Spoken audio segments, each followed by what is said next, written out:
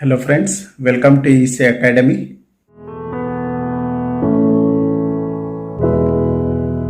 In this lecture, let us understand block diagram representation of continuous time LTI system. Block diagram is the interconnection of elementary operations that act on the input signal. So, block diagram is the interconnection of elementary operations that act on the input signal. These elementary operations are nothing but the basic mathematical operations. So, these elementary operations are nothing but basic mathematical operations such as addition, integration and scaling operation. Now, let us understand the elements of block diagram. The first element is adder or subtractor. This can be represented as a summation with more than one input. Let us say x1 of t and x2 of t.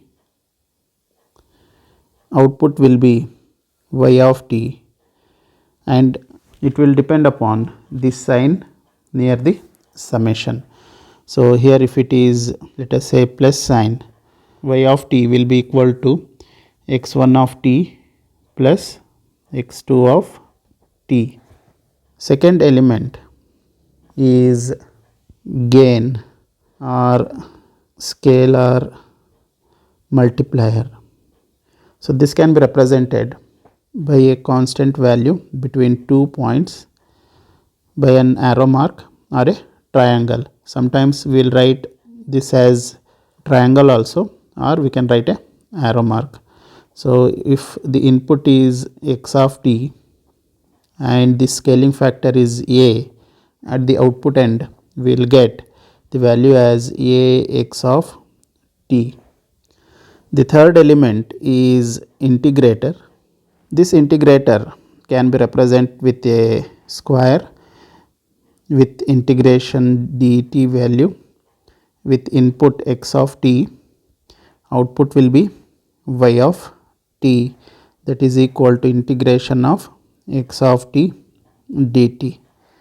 So, if we write integrator in S domain, which is nothing but Laplace transform, at that case we can write this as a square with the value 1 by s, input as x of s and output as y of s, that will be equal to x of s divided by s.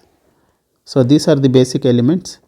Now, to represent LTI system, we will use these three basic elements itself. So, we will use the adder or subtractor depending upon the sign of summation here. If we have negative sign, we will use that as subtractor.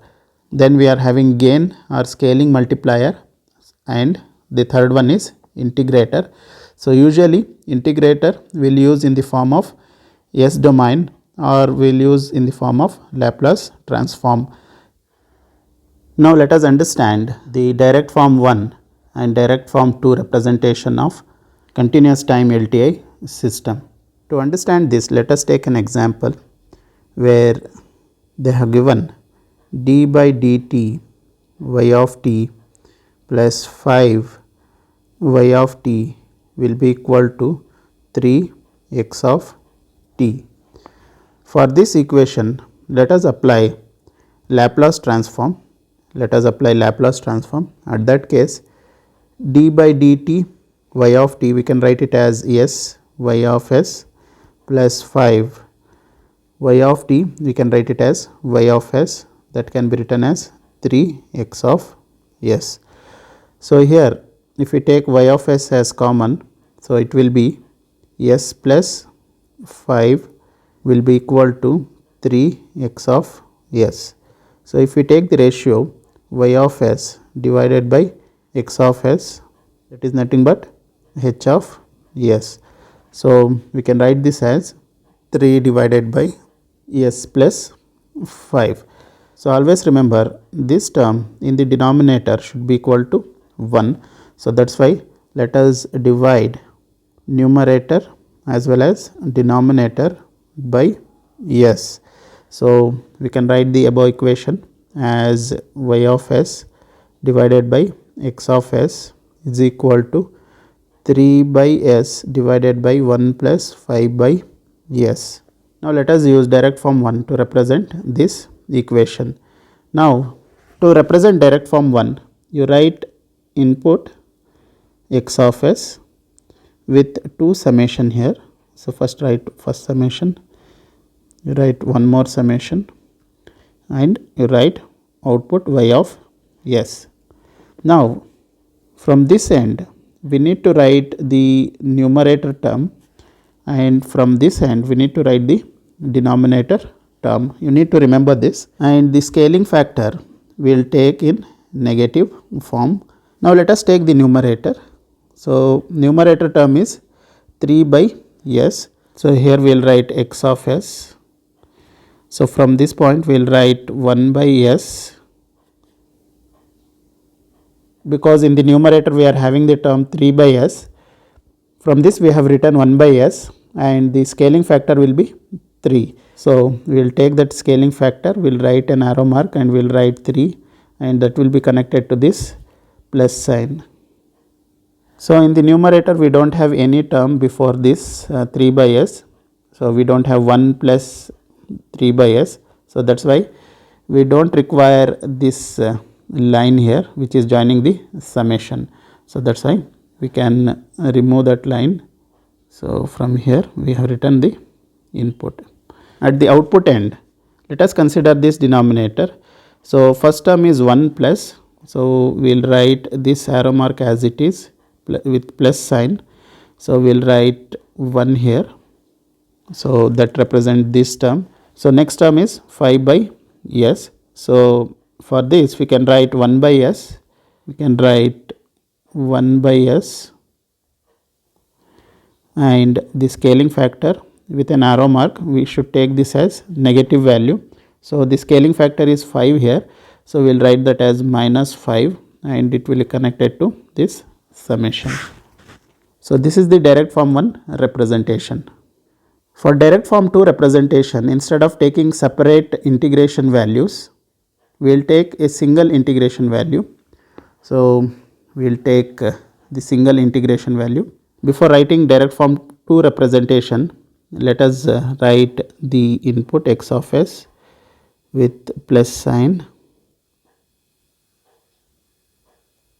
and output y of s. So what we need to do, instead of taking two separate integrations, so we need to take a single integration in direct form 2 representation. So at the output we are having one integration term, at the input we are having one integration term. So what we will do, we will take a single integration term which is 1 by s. So at this end we need to represent the denominator term with negative sign, and at this end we need to represent numerator term. So first let us represent the denominator term which is written here. So we will write in the same way for direct form 2 representation. So we will take the scaling factor as minus 5, and that will be given to this summation. So input will be x of s itself, so with plus sign that is given to this integration term. So numerator term we are having this representation. So let us write this representation here. So from the integration term we will take the scaling factor value which is 3, that is given to this summation which is plus sign here, that is producing the output y of s. So here we don't require the line, so we can remove this line. So this is the direct form 2 representation of the given equation. Let us take the second problem. For this let us perform direct form 1 and direct form 2 representation. So for the given equation let us perform Laplace transform. So it will be s square y of s plus 5 s y of s plus 4 s will be equal to s x of s.